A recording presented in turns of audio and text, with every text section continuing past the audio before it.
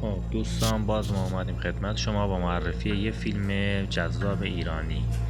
این فیلم به کارگردانی آران، یه فیلمساز اسرائیلی طراحی شده که نقش اصلی اون رو گلشیفته فراهانی بازی میکنه و این فیلم در مورد 7 دختر دانشجوه و از دیگر بازیگران مطرح این فیلم میتوان به مینا کابانی و امیر ابراهیمی اشاره کرد و اسم این فیلم هست لولیتا خانی در تهران.